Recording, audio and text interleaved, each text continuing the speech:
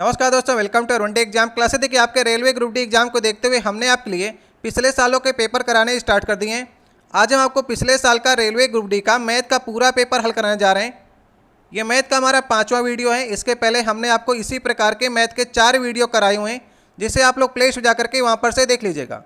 इस सेट में मैथ के लगभग 25 से 26 क्वेश्चन पूछे गए हैं और आप इन 25 से 26 क्वेश्चन में से कितने क्वेश्चन को सही कर पा रहे हैं, इसे आप लोग कमेंट बॉक्स में बताने का प्रयास कीजिएगा। आज का पहला क्वेश्चन है, यहाँ पर देखिए आपको 23 × 33 बराबर 759 दिया गया है, तो इसकी वैल्यू आपसे पूछी गई है। चलिए सबसे पहले एक बार आप लोग प्रयास कीजिए। देखिए यहाँ पर आपको 759 के पीछे से 5 स्थानों पे दशमलव लगाए, इसका मतलब कि 10 की पावर -5, इसे आप इस प्रकार से लिख सकते हैं। और भाग दिया गया है 3.3 का, तो इसे लिख सकते हैं 33 × 10 की पावर -1। ठीक है, अब ये -1 ऊपर जाएगा तो +1 में हो जाएगा। और 759 को आप क्या लिख सकते हैं, यहाँ पर देखिए 759 को आप 23 × 33 लिख सकते हैं। ठीक है, और ये 33 और 33 कट जाएंगे तो ऊपर बचेगा 23, और ये 10 की पावर 1 ऊपर जाएगा तो प्लस में हो जाएगा, तो पावर बचेगी 10 की पावर -4। 10 की पावर -4 का अर्थ है कि पीछे से 4 स्थानों पे दशमलव लगेगा, तो 23 लिख लीजिए और 2 जीरो और आपके लगेंगे, तो 0.0023 जो होगा वो इसका सही ऑप्शन होगा। तो कौन सा ऑप्शन सही ऑप्शन है? पहला वाला ऑप्शन इसका सही ऑप्शन होगा। अगर आपको वीडियो अच्छा लग रहा हो तो वीडियो को लाइक कर दीजिएगा। अगर आप लोग पहली बार चैनल पर आए हो तो नीचे आपको लाल रंग की सब्सक्राइब की बटन दिखेगी, उसे दबाकर लाल से काली कर दीजिएगा, ताकि आने वाली जो हमारी वीडियो है आपके पास सबसे पहले पहुँच सकें। क्वेश्चन है, किसी टैंक को 2 इनलेट पाइप क्रमशः 5 घंटे और 7 घंटे में भर सकते हैं। इनलेट पाइप मतलब होता है टैंक के अंदर जाने वाले पाइप, और आउटलेट का मतलब होता है टैंक से बाहर निकलने वाला पाइप। और एक आउटलेट पाइप इस भरे हुए टैंक को 14 घंटे में खाली कर सकता है। यदि टैंक पूरी तरह से खाली हो तो तीनों पाइप खोल दिए जाएं तो टैंक कितने समय में पूरा भर जाएगा? चलिए प्रयास करिए। देखिए हम लोग मान लेते हैं ए और बी जो हैं वो भरने वाले पाइप हैं और सी जो है खाली करने वाला पाइप है। तो ये 5 घंटे में और 7 घंटे में भर सकते हैं, और सी हमारा 14 घंटे में खाली कर देगा। सबसे पहले हम लोग ए और बी सी की क्षमता निकाल लेते हैं। तो हम लोग इसका एलसीएम लेते हैं, 5 7 14 का, तो आ जाएगा 70।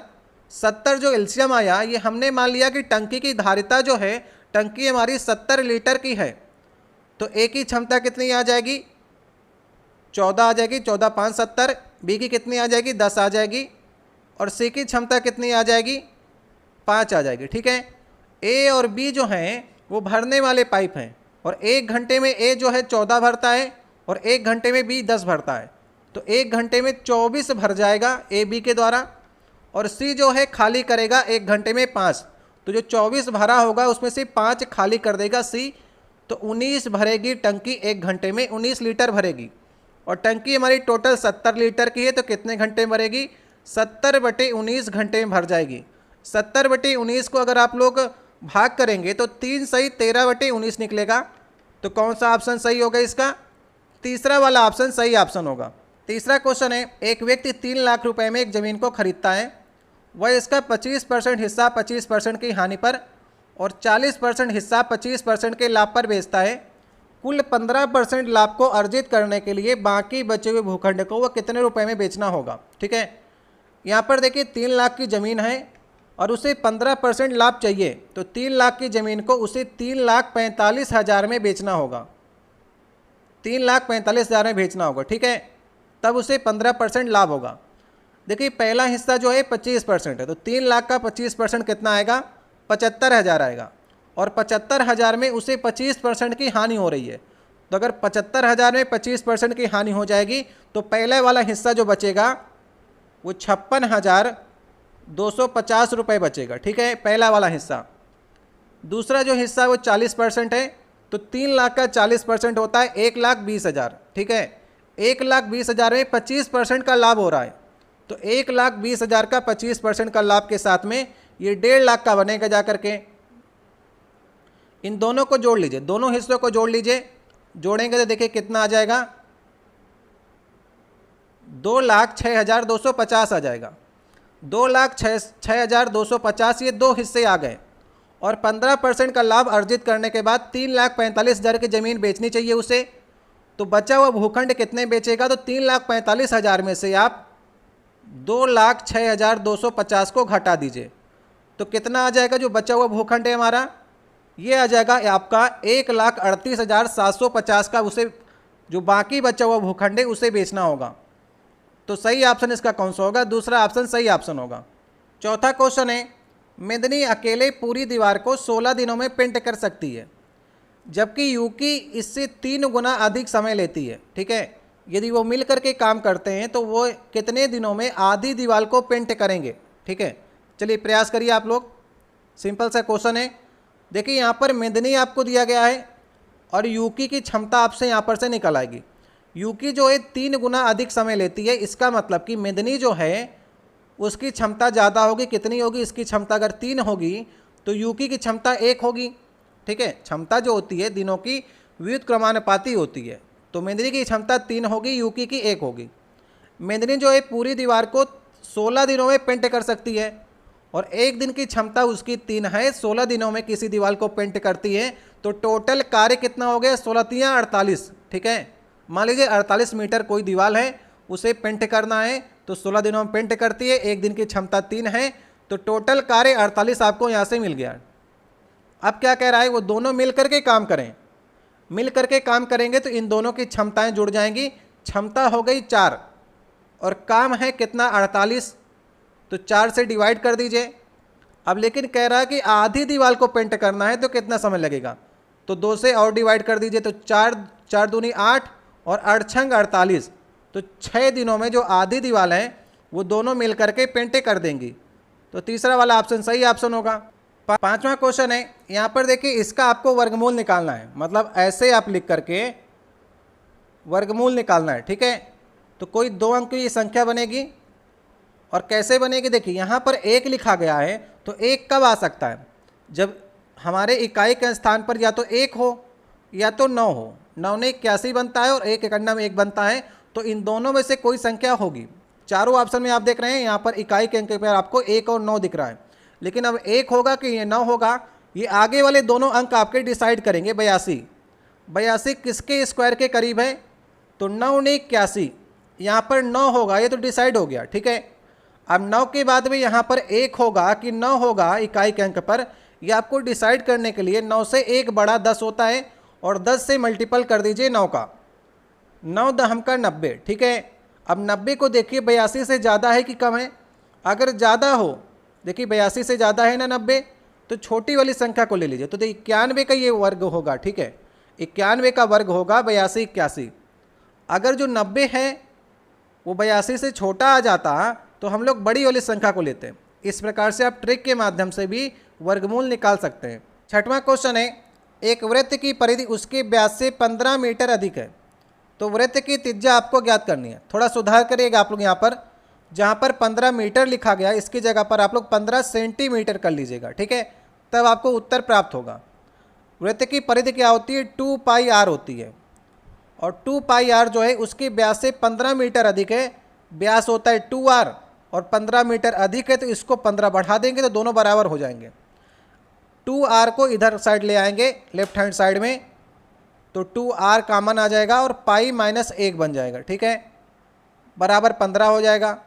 और पाई की वैल्यू यहाँ पर आप 22/7 रख लीजिए और माइनस 1 कर दीजिए, और यहाँ पर 2r कर लीजिए बराबर 15, और 22/7 में से अगर 1 घटेगा तो आ जाएगा 15/7, और 15 में से 15 कट जाएगा और 7 का मल्टीपल इधर आ जाएगा, तो 2r बराबर 7 हो जाएगा, और r बराबर 7/2 मतलब 3.5 सेंटीमीटर r आ जाएगा। तो कौन सा ऑप्शन सही हो जाएगा, इसका दूसरा वाला ऑप्शन सही ऑप्शन हो जाएगा। सातवां क्वेश्चन है, p के किस मान के लिए निम्नलिखित समीकरण का केवल एक ही हल होगा। ये 2 समीकरण आपको दिए गए हैं।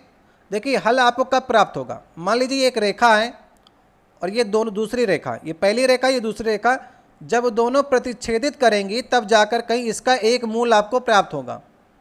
और इसके लिए कंडीशन होती है कि यहाँ पर देखिए 2 और 2 लिखा गया है और यहाँ पर 3 और p लिखा गया, तो p की वैल्यू आपको ज्ञात करनी है कि p की वैल्यू क्या हो सकती है जब केवल एक ही मान आपको प्राप्त हो।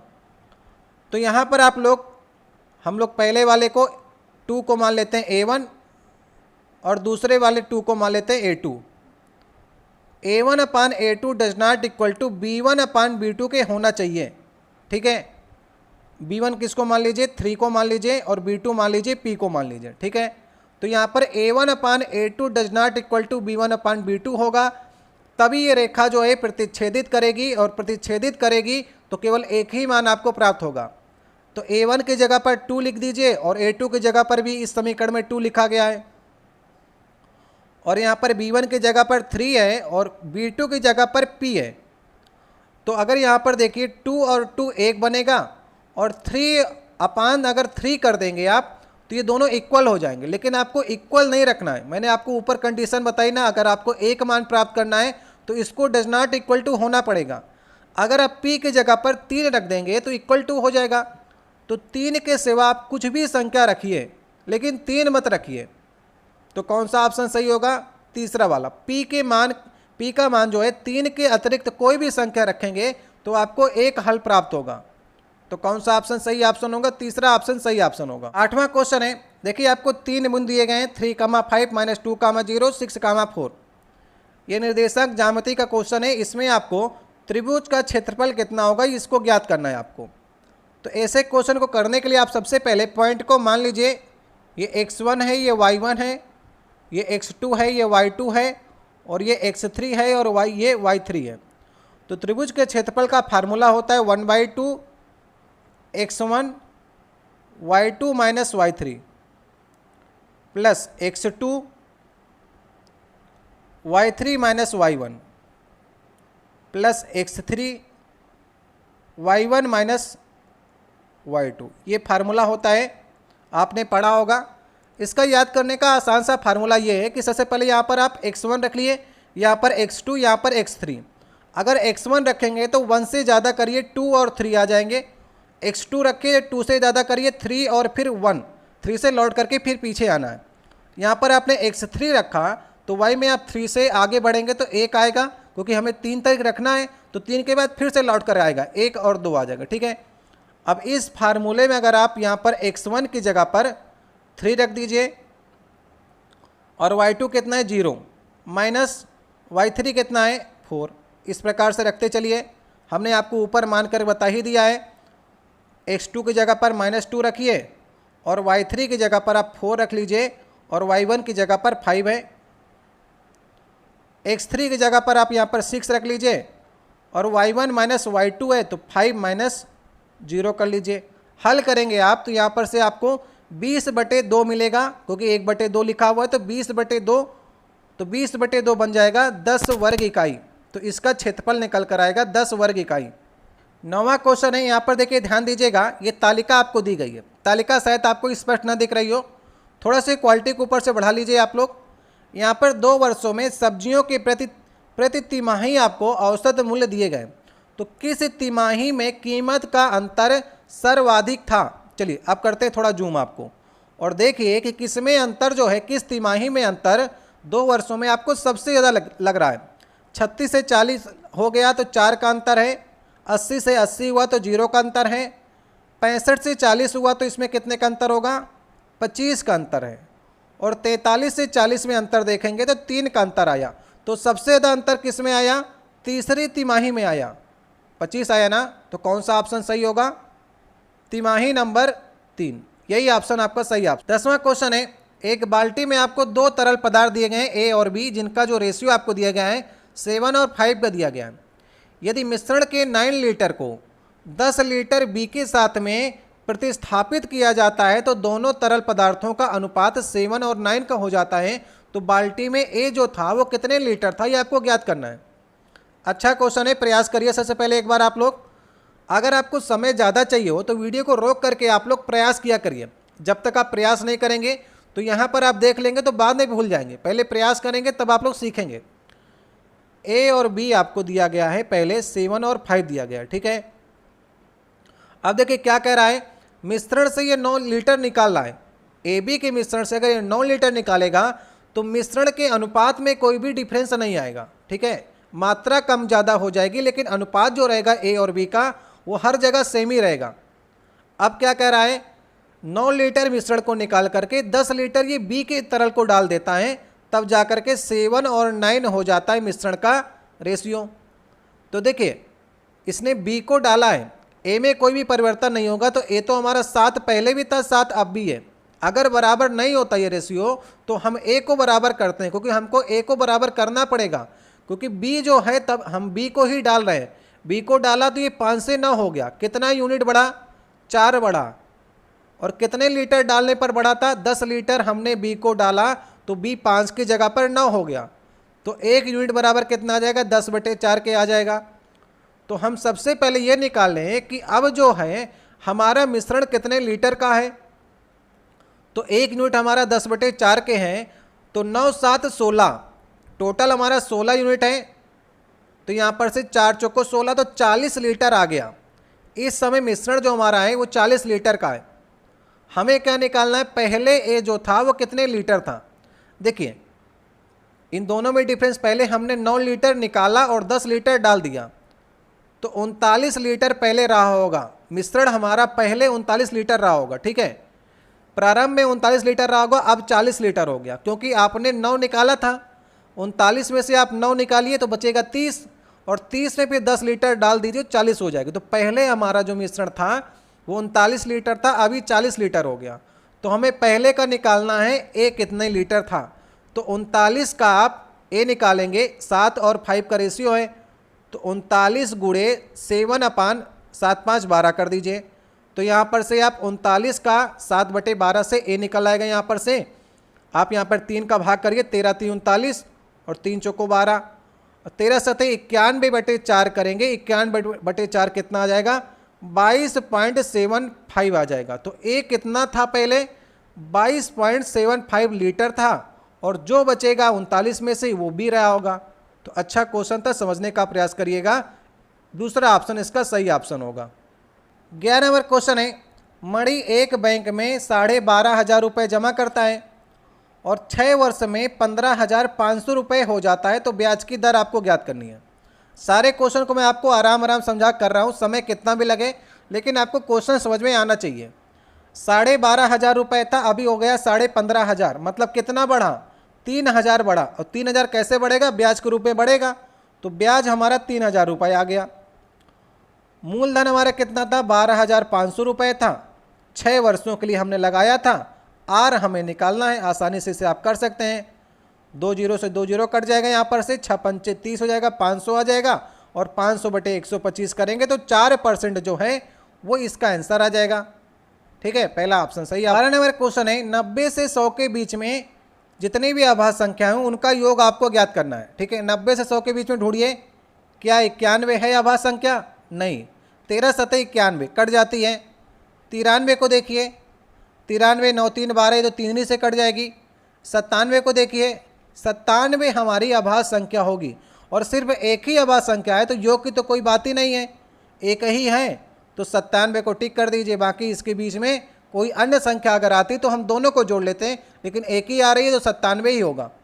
13 नंबर क्वेश्चन है, यहाँ पर देखिए एक पाई चार्ट आपको दिया गया है, आसान सा क्वेश्चन है, थोड़ा पढ़िएगा अच्छे से। यहाँ से पढ़ना स्टार्ट करते हैं। यदि 2017 में भारत की विभिन्न कंपनियाँ जो टायर निर्मित कर रही हैं वो 1,80,000 निर्मित कर रही हैं, तो किस कंपनी ने अधिकतम टायरों का निर्माण किया। ये कंपनियां A B C D E. तो यहाँ पर इसमें पाई में देखिए कि 30% जो कर रहा है वो बी कर रहा है, तो निकालने की आपको आवश्यकता ही नहीं है। बी को सही कर दीजिए। सबसे ज़्यादा कौन निर्माण करेगा, तो बी वाली कंपनी निर्माण करेगी, क्योंकि उसका परसेंटेज ज़्यादा है। 1,80,000 में आप 30% निकालेंगे तो बी ही का सबसे ज़्यादा आएगा। 14 नंबर क्वेश्चन है, यहाँ पर देखिए आपको 3√5 फिर आपको √125 बराबर 17.84 दिया गया, तो इसकी वैल्यू आपको ज्ञात करनी है। प्रयास करिए, आसान सा क्वेश्चन है, थोड़ा दिमाग लगाना है आपको। देखिए सबसे पहले आप क्या करिए, सबका बिल्कुल सिंपल रूप से रूट निकाल लीजिए। ये 3√5 तो सही है। अब ये 125 को आप लिख सकते हैं 5√5, इस प्रकार से आप लिख सकते हैं। और √5 दोनों की सजाती है, एक ही जात के हैं, तो 5 3 8 √5 बराबर 17.84 आप लिख सकते हैं। ठीक है, अब इसको देखिए, ये जो आपको निकालना है 80 को आप क्या लिख सकते हैं, 80 के लगे 16 पंचे 80। ठीक है, तो 4√5 और ये 7√5 बनेगा। ये आपका निकल कर आएगा 7 4 11 √5। तो 11√5 आपको निकालना है और 8√5 की आपको वैल्यू ज्ञात है, तो यहाँ पर से √5 निकाल लीजिए, 17.84 अपान 8 आ जाएगा। और 11√5 आपको निकालना है, दोनों तरफ 11 का मल्टीपल कर दीजिए। 8 से आप इसको भाग करेंगे तो ये आ जाएगा 2.23 मल्टीप्लाई 11 और 11 से मल्टीप्लाई करेंगे 24.53 आ जाएगा। तो कौन सा ऑप्शन सही ऑप्शन हो जाएगा? इसका दूसरा वाला ऑप्शन जो हो जाएगा सही ऑप्शन होगा। सबसे पहले आप लोग इसे सिंपलीफिकेशन कर लीजिए, जितना जो रूट में बन सकता है उसे बना लीजिए और फिर इसमें से आप इसकी वैल्यू को निकाल सकते हैं। 15 नंबर क्वेश्चन है, निम्नलिखित में से आपको बार ग्राफ दिया गया है और 10 वर्षों में XYZ द्वारा बेचे गए पर्सनल कंप्यूटर की जानकारी ये प्रदान करता है। तो आपको बताना है 2012 में, ये वाला जो 2012 है, यहाँ पर XYZ द्वारा कितने लाख कंप्यूटर बेचे गए। ठीक है, जूम करते हैं तब आपको दिखाई पड़ेगा। ये 2012 है और ये वैल्यू जो है लाख में है, तो 2012 को यहाँ पर देखिए 50 लाख कंप्यूटर बेचे गए, पर्सनल कंप्यूटर बेचे गए। तो कौन सा ऑप्शन सही होगा? यही वाला ऑप्शन सही होगा। आसानी से आप देख करके इसे सही कर सकते हैं कि कितने लाख कंप्यूटर बेचे गए। 16 नंबर क्वेश्चन है, समचतुर्भुज की भुजा की लंबाई आपको √5 सेंटीमीटर दे रखी है, इसका क्षेत्रफल भी आपको 4 सेंटीमीटर स्क्वायर दे रखा है। तो विकर्ण की लंबाई का योग आपको ज्ञात करना है। कैसे करेंगे आप? देखिए, यहाँ पर समचतुर्भुज के आपको क्षेत्रफल दे रखा है और आपको समचतुर्भुज का क्षेत्रफल मालूम होता है 1/2, विकर्ण का मल्टीपल जो होता है वो होता है क्षेत्रफल। समचतुर्भुज का क्षेत्रफल होता है 1/2, विकर्णों का गुणनफल। तो यहाँ पर से D1 मल्टीप्लाई D2 आपको मालूम चल गया, 8 आ गया। इसको आप लोग ध्यान में रखिएगा, D1 मल्टीप्लाई D2 आपको ज्ञात है, दोनों का गुणनफल आपको ज्ञात है और आपको निकालना है विकर्णों की लंबाई का योग। यहाँ पर सबसे पहले आप एक समचतुर्भुज बना लीजिए, इस प्रकार से बनेगा। इसके जो विकर्ण होते हैं एक दूसरे को 90 डिग्री पर प्रतिच्छेदित करते हैं और ये दोनों आपस में बराबर के भाग से बढ़ जाते हैं। अगर ये पूरा का पूरा D1 हो तो ये आधा कितना होगा? D1/2। पूरा ये अगर D2 है तो ये कितना होगा? आधा D2/2, क्योंकि दोनों प्रतिच्छेदित भी करते हैं और बराबर बराबर के रेशियो में प्रतिच्छेदित करते हैं। बीच वाला 90 डिग्री होता है। अगर ये कोण हमारा 90 डिग्री है तो सामने वाली भुजा ये कर्ण होगी, और कर्ण मतलब ये भुजा तो आपको दे ही रखी ना, सारी भुजाएं जो होंगी ये इसकी √5 होंगी, क्योंकि ये समचतुर्भुज है, सभी भुजाएं इसकी √5 होंगी। तो यहाँ पर से आप पाइथागोरस प्रमेय यहाँ पर से लगा दीजिए, कर्ण का स्क्वायर बराबर लंब का स्क्वायर अपान आधार का स्क्वायर। ठीक है, तो कर्ण का स्क्वायर कितना आ जाएगा? √5 का स्क्वायर करेंगे तो 5 आ जाएगा। इसका स्क्वायर करेंगे D1 square upon 4 plus D2 square by 4। यहाँ पर से आ जाएगा D1 square plus D2 square बराबर, ये 4 एलसीएम आ जाएगा, 4 पंचे 20। ठीक है, D1 square plus D2 square बराबर 20 आ गया। इसको आप कहीं पर लिख लीजिए। और आपने पहले निकाला था D1 मल्टीप्लाई D2 बराबर 8, आप निकाल ही चुके हैं। तो ये वाला फार्मूला यूज कर दीजिए, आपको योगफल निकालना है। तो आप A + B का फार्मूला तो आपको याद ही होगा, ये आपको याद है। इसकी वैल्यू आपने अभी अभी निकाली है, कितनी आई है? 20 आई है। और 2 और D1 × D2 आपने 8 निकाला ही था, तो 20 और 16 36 हो गया। और 36 को अगर आप यहाँ पर से रूट हटाएंगे तो √36 हो जाएगा और √36 का मान 6 होता है। तो यहाँ पर 6 सेंटीमीटर जो आ जाएगा D1 + D2, विकर्णों की लंबाई का योग आ जाएगा 6 सेंटीमीटर। तेजी से करिएगा, ये क्वेश्चन आपको आराम से निकल करके आ जाएगा। 17 नंबर क्वेश्चन है, 20,000 रुपये पर 2 वर्षों में प्राप्त साधारण ब्याज और चक्रवृद्धि ब्याज का अंतर 800 रुपये है। तो ब्याज की दर आपको ज्ञात करनी है। अगर आप बिना फार्मूले की से लगाना चाहते हैं तो बाई ऑप्शन का प्रयोग करिए। यहाँ पर आप देखिए बाई ऑप्शन आप कैसे करेंगे। यहाँ पर सबसे पहले 30 को उठाइए, 30 को उठाएंगे 30% को, तो 3 दूना 6, 6,000 आ जाएगा। क्या 6,000 आ जाएगा इसका ब्याज, और 6,000 का फिर से 30% के हिसाब से निकालेंगे तो 36 का 18, 1800 इसका क्या आ जाएगा? चक्रवृद्धि ब्याज का अंतर आ जाएगा। लेकिन हमें तो 800 चाहिए, तो ये वाला ऑप्शन हमारा गलत हो गया। 15% को उठाएंगे तो 15 दूनी 30, 3,000 आ जाएगा इसका क्या? ब्याज। और ब्याज के ऊपर ब्याज लगेगा 15% से, तो 15 × 45, तो 400 आ जाएगा, ये भी हमको नहीं लेना है क्योंकि हमको 800 चाहिए। 25% को उठाएंगे तो 25 दूना 50, 5000 आ जाएगा इसका ब्याज, और ब्याज के ऊपर फिर से ब्याज लगेगा तो 25 पंचे 125, तो यहाँ पर से 1250 निकलेगा। 1250 हमें नहीं चाहिए, हमें चाहिए 800, और यहाँ पर से 20% अगर आप रखेंगे तो ये आ जाएगा 4000 आ जाएगा इसका ब्याज, और 4000 ब्याज के ऊपर फिर से ब्याज लगेगा तो 4 दूना 8, 800। अब आ गया हमारा 800, ठीक है।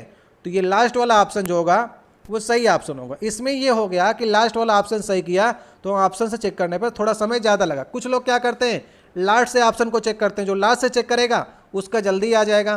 तो इसको आप बाई ऑप्शन करें तो मेरे हिसाब से जल्दी आपको उत्तर प्राप्त हो जाएगा। 18 नंबर क्वेश्चन है, रमाकांत 10 किलोमीटर पर आवर की चाल से साइकिल चलाता है, 3 किलोमीटर पर आवर की चाल से पैदल चलता है। 45 किलोमीटर की दूरी तय करने में रमाकांत 8 घंटे का समय लेता है। इनमें से कितने किलोमीटर की दूरी साइकिल से तय की गई? थोड़ा सुधार करिएगा, यहाँ पर कितने किलोमीटर की जगह पर समय होना चाहिए था। कितने समय साइकिल से दूरी तय की, ये आपको ज्ञात करना, समय निकालना है। किलोमीटर तो निकल नहीं पाएगा, ऑप्शन भी आप देख के समझ रहे हैं। 45 किलोमीटर की दूरी है तो क्या 5 ही 3 चलेगा क्या साइकिल से? तो यहाँ पर समय निकालना है आपको, ठीक है। कैसे करेंगे आप? देखिए, चाल बराबर दूरी बटे समय होता है, और चाल और समय का अगर आप मल्टीप्लाई कर दे तो आपको दूरी मिल जाएगी। चाल आपको दे रखी साइकिल की 10, समय का अगर आप मल्टीपल करते दूरी हो जाएगी। समय आपको नहीं दे रखा, दोनों का समय आपको 8 दे रखा है, तो साइकिल से हमने माना ये x से चलता है, तो ये पैदल कितना चलेगा? 8 - x चलेगा, क्योंकि दोनों का योगफल 8 है, तो अगर ये x चल रहा है तो 8 - x चलेगा, ठीक है। ये दोनों दूरियां हैं और इसको इक्वल करना पड़ेगा आपको 45 के, क्योंकि टोटल दूरी 45 के है। तो इसको आप हल कर लीजिए।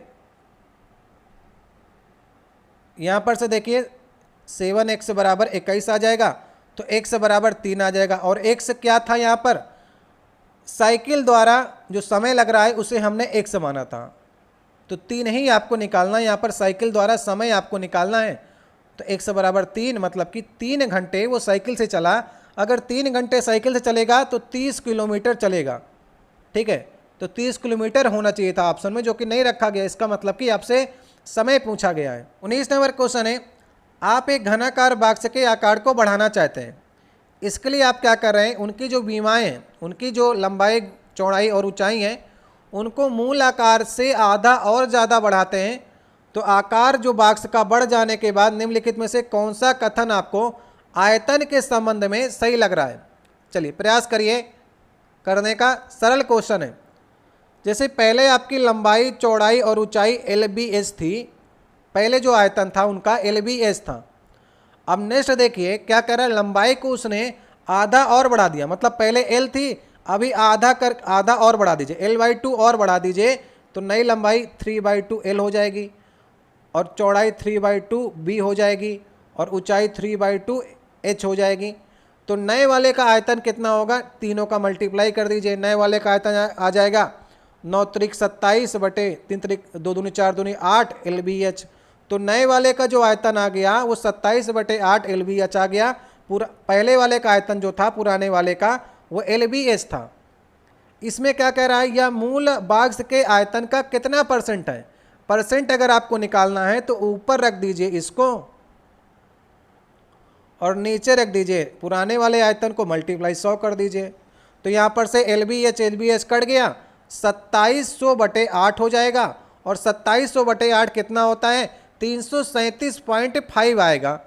तो इसका सही ऑप्शन जो आ जाएगा वो पहला वाला ऑप्शन आ जाएगा। जो आपने बीमाएं बढ़ाई जिसकी वजह से नए वाले बॉक्स का आयतन मूल बॉक्स के आयतन से 337.5% बढ़ गया। 2700 बटे अगर आप 8 कर देंगे तो उत्तर आपको प्राप्त हो जाएगा। 20 नंबर क्वेश्चन है, अंजलि ने 6% साधारण ब्याज की दर से 2 वर्षों के लिए 22,500 रुपये उधार लिए। उसी दिन उसने इस राशि को अशोक को चक्रवृद्धि ब्याज पर समान ब्याज दर पर समान समय के लिए उधार दे दी। तो उसे हानि हुआ कि लाभ हुआ? देखिए लाभ तो होगा। आपने किसी से साधारण ब्याज की दर पर आपने क्या किया, पैसा लिया 2 वर्षों के लिए। अब आप सोच रहे हैं हमने साधारण ब्याज की दर पर उससे लिया पैसा, लेकिन हम जो हैं अशोक को दे देते हैं चक्रवृद्धि ब्याज पर, उतने ही समय के लिए 2 साल के लिए चक्रवृद्धि ब्याज पर दे देते हैं। तो ब्याज के ऊपर ब्याज जो होता है वो चक्रवृद्धि ब्याज होता है, तो आपको तो लाभ होगा ही होगा। और कितना होगा ये आपको ज्ञात करना है। चलिए निकालते हैं। सबसे पहले हम लोग क्या करते हैं, 22,500 का 2 वर्षों के लिए 6% के हिसाब से ब्याज निकाल लीजिए। 2 वर्षों में कितना ब्याज निकलेगा, 2700 रुपये निकलेगा। अब इस 2700 रुपये में आप क्या करेंगे, अशोक से चक्रवृद्धि ब्याज लेंगे। तो 2700 निकला है 2 साल का, तो 1 साल का होगा 1350, 1 साल का 1350 होगा। और 1350 का 6% की दर से चक्रवृद्धि ब्याज आपको और मिलेगा। तो 1350 का 6% निकालेंगे तो आ जाएगा 81। तो मतलब आपको 81 रुपये का लाभ होगा। ठीक है, ब्याज तो आपको उसको देना ही पड़ेगा, लेकिन जो चक्रवृद्धि ब्याज मिलेगा वो आपका होगा। तो कौन सा ऑप्शन सही ऑप्शन होगा, चौथा ऑप्शन सही ऑप्शन होगा। 21 नंबर क्वेश्चन है, इसका आपको सिंप्लीफिकेशन करना है। सिंपल सा क्वेश्चन है, कैसे करेंगे आप, जल्दी से करते हैं। 5 2 7 7 चौक 28 और इसको जोड़ेंगे तो 28 दूना 56, 4 60/2 30 आ जाएगा। आराम से जल्दी से करिए और जिस प्रश्न में आपको ज़्यादा समय देना है उसमें ज़्यादा समय दीजिए। 22 नंबर क्वेश्चन है, मैरी को एक आयताकार बगीचे में चक्कर लगाने में 30 मिनट का समय लगता है। शीला को उसी बगीचे का चक्कर लगाने में 45 मिनट का समय लगता है। यदि सुबह दोनों 9 बजे एक ही बिंदु स्टार्ट करें समान दिशा में चलना, तो दोनों पुनः आरंभिक बिंदु पर कितने समय मिलेंगी ये आपको बताना है। ठीक है, जैसे घंटियां बजती थी ना, कोई 4 सेकंड 5 सेकंड 6 सेकंड में, तो सभी एक साथ कब जा कर के बजेंगी, वैसा ही क्वेश्चन है। तो 30 मिनट और 45 मिनट का एलसीएम ले लीजिए। कितना आ जाएगा, एलसीएम आ जाएगा 90। और 90 मतलब कि 1.5 घंटे हुआ। 1.5 घंटे बाद ये दोनों मिलेंगी। 9 बजे चलना स्टार्ट की थी तो 10 साढ़े 10 बजे दोनों घूम करके फिर से वहीं पर आ जाएंगी, एक ही बिंदु पर मिलेंगे 10:30। तो इस तरह क्वेश्चन में आप एलसीएम ले लीजिए और फिर समय निकाल लीजिए। 23 नंबर क्वेश्चन है, सड़क पर स्थिर आधार के साथ 5 मीटर लंबी सीढ़ी सड़क की दूसरी ओर स्थित 4 मीटर और 3 मीटर ऊंची 2 खिड़कियों तक पहुंच सकती है। तो आपको सड़क की चौड़ाई ज्ञात करनी है। अच्छा क्वेश्चन है, वीडियो को रोक करके आप लोग समय ले करके इसे सही करने का प्रयास करिए। देखिए सबसे पहले एक आप सड़क मान लीजिए, ये सड़क है, स्थिर आधार के साथ कहीं पर आपको सीढ़ी रखना है। सड़क के दूसरी ओर मान लीजिए इस ओर जो है वो सीढ़ी लगाई जाती है और 4 मीटर पर कोई खिड़की है वहाँ तक पहुँच जाती है। सीढ़ी हमारी 5 मीटर की है, ये आपको दे रखा है।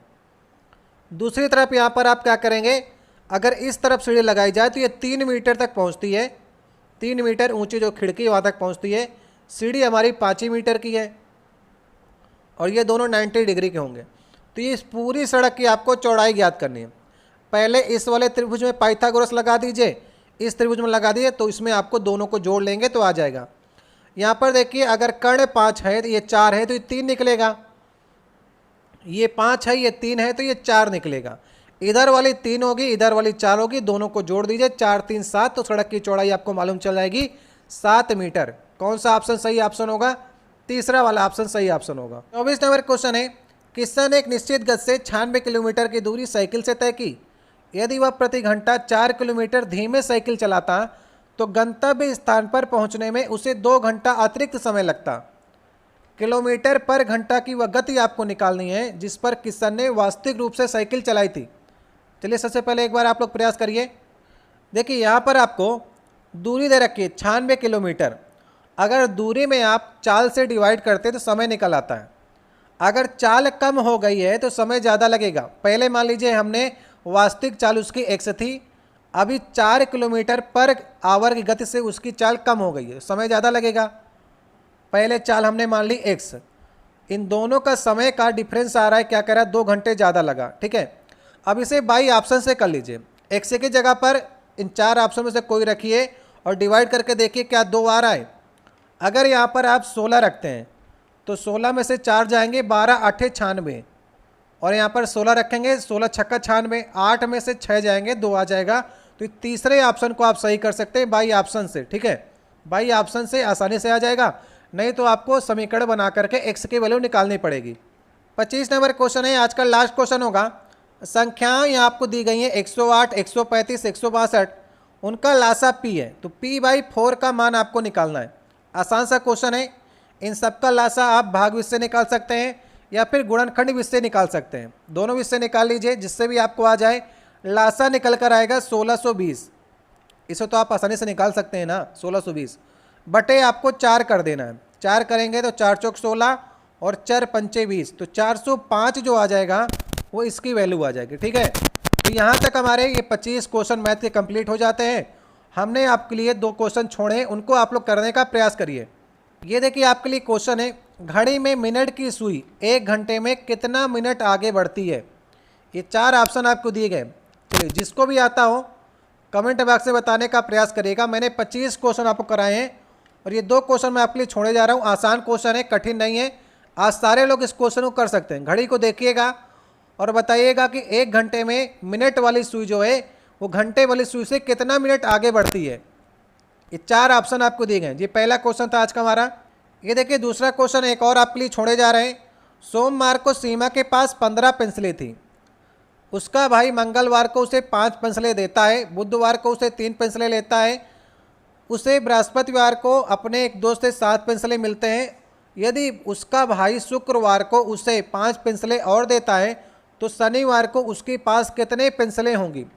ये 2 क्वेश्चन मैं आपके लिए छोड़े जा रहा हूँ। दोनों इजी क्वेश्चन है। अगर आपको नहीं आए तो प्रयास जरूर करिएगा, आ जाएंगे आपको। नहीं तो आपको कमेंट बॉक्स में ढेर सारे लोग उत्तर लिखते हैं, मैं एक उत्तर को पिन कर दूंगा। जो लोग सही उत्तर देंगे उसे से आप लोग देख लीजिएगा। मिलते हैं आपसे नेक्स्ट वीडियो में। और इन 25 महत्वपूर्ण प्रश्नों में से आप लोगों ने कितने प्रश्न के सही से जवाब दिए, इसका आप लोग कमेंट बॉक्स में जवाब दीजिएगा। समय देखिए कितना भी लगे, वीडियो कितना भी लंबा बने, लेकिन मैथ के आपको मैं सारे प्रश्नों को समझाने का प्रयास करता हूँ। जिसके लिए समय ज़्यादा देना होता है उसमें समय ज़्यादा देता हूँ, जिसमें कैलकुलेशन छोड़ना होता है उसमें आपके लिए छोड़ देता हूँ। ठीक है, तो समय कितना भी लगे लेकिन आपको समझाने का प्रयास करता हूँ। इसलिए आप लोग प्रैक्टिस अवश्य किया करिए। 25 क्वेश्चन में से कम 20 से 22 क्वेश्चन करिए। अगर 20 से 22 नहीं हो रहे हैं तो ढेर सारी प्रैक्टिस करिए। हमने 5 सेट कराए हुए हैं और 5 सेट जा कर के देख लीजिए। साइंस के भी आपको ढेर सारे सेट करा रहे हैं। अभी 7वां चरण जो है एनटीपीसी का बाकी है। सीएचएसएल का एग्ज़ाम चालू है ना, इसी वजह से 7वां चरण जो है रोक दिया गया है। सीएचएसएल के बाद 7वां चरण होगा और उसके जस्ट बाद आपका एनटीपीसी के एग्ज़ाम के बाद में ग्रुप डी का एग्ज़ाम लग जाएगा। तो तैयारी के लिए आपके पास लगभग अभी 1 महीने का समय है। उस 1 महीने में आपको मैथ भी स्ट्रांग करनी है, साइंस भी स्ट्रांग करनी है, रीजनिंग भी स्ट्रांग करनी है, जीएस भी। काम काफ़ी ज़्यादा है, समय आपके पास कम है। लगातार प्रैक्टिस करिए और 20 से 22 क्वेश्चन को सही करने का प्रयास करिए। जितना भी स्कोर हुआ हो कमेंट बॉक्स से बताने का प्रयास करिए।